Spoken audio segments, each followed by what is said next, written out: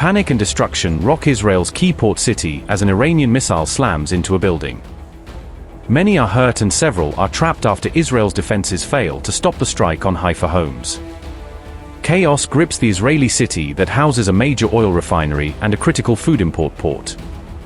At the same time, Hezbollah attacks damage homes and leave many injured in other Israeli towns. The rescue operation has stretched deep into the night, with officials calling it the war's most severe scene.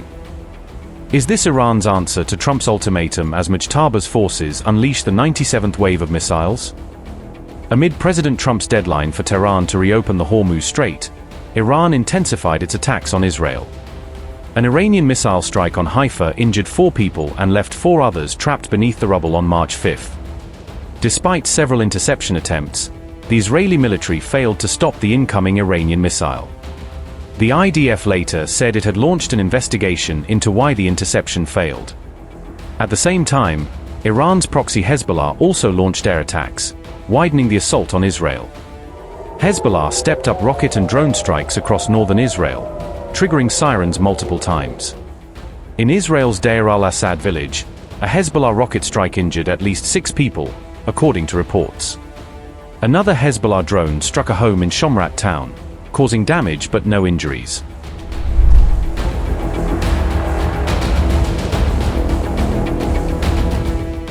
Emergency responders said 4 people were likely trapped under the debris after the missile impact. IDF and Home Front Command personnel led the search for the missing people, according to the Times of Israel.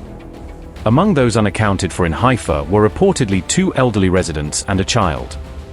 Medics treated an 82-year-old man with severe injuries, along with 3 others who were lightly hurt. Fire officials warned that the impacted residential building faced a risk of collapse due to fire damage.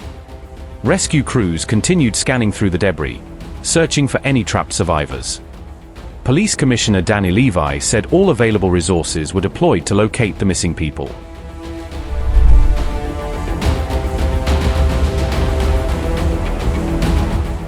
With only hours left until his self-imposed April 6 deadline, Trump escalated his threats, openly pointing to Iran's power plants and bridges as future targets. On April 5, he warned that if Iran did not reopen Hormuz, it would face major strikes against critical infrastructure like nothing seen before. The profanity-laced language in his latest post suggests not just resolve, but deep frustration that Iran has not yet bowed to weeks of US and Israeli pressure. Trump said, and I quote, "Tuesday will be power plant day and bridge day, all wrapped up in one, in Iran. There will be nothing like it. Open the beep straight, you crazy beep, or you'll be living in hell, just watch." Unquote.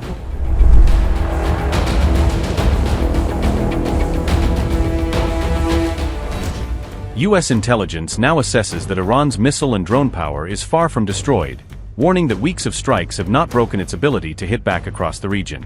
The assessment says roughly half of Iran's missile launchers are still intact even after weeks of heavy US and Israeli strikes on its military infrastructure. CNN reported this US intelligence warning, citing multiple anonymous sources who described Iran's remaining firepower as a serious ongoing threat. The same assessment says Iran still has thousands of one-way attack drones in its arsenal, giving it plenty of capacity for further waves of strikes. One source warned that Iran is still very much poised to wreak havoc throughout the Middle East, with enough missiles and drones left to sustain the conflict. Roughly half of Iran's missile launchers remain intact despite 5 weeks of US-Israeli strikes. Thousands of one-way attack drones have survived, leaving around 50% of Iran's drone arsenal still in play. A large share of Iran's coastal defense cruise missiles is intact, keeping the Strait of Hormuz under threat. Iran's launchers and cruise missiles have been moved underground into tunnels and caves, complicating US targeting. The IRGC Navy retains roughly half its power, with hundreds, if not thousands, of small boats and unmanned vessels left. An intelligence source says Iran can still wreak absolute havoc throughout the entire region despite heavy losses. The intel report says Iran's military has been degraded and key leaders killed, including Khamenei and security chief Ali Larijani. CENTCOM says US forces have hit more than 12,300 targets inside Iran since the war began, underscoring the scale of the ongoing air and missile campaign. Pentagon Chief Pete Hegseth says Iranian ballistic missile and kamikaze drone attacks are down about 90%, pointing to what he calls major progress in degrading Iran's strike power. Pentagon spokesperson Sean Parnell has dismissed reports about Iran's remaining capabilities as completely wrong, insisting Tehran is far weaker than some intelligence leaks suggest. Israeli officials put the share of Iran's remaining operational launchers even lower, estimating that only about 20 to 25% are still able to fire after weeks of strikes.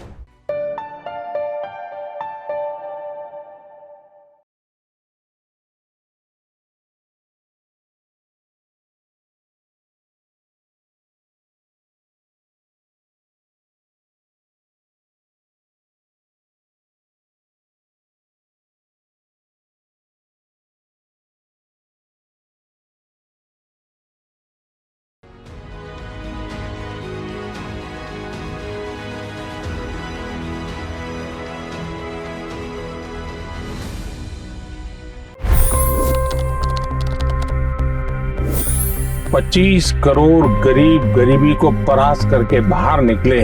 For the good of our nation, let's work together and let's truly make America great again. The fastest news breaks. Requested PM saying that we will have to speak to Putin and to Zelensky. The biggest newsmakers. The relationship with India is probably the most important bilateral relationship the U.S. will have for the rest of this century. The capital delivered quite an election result today.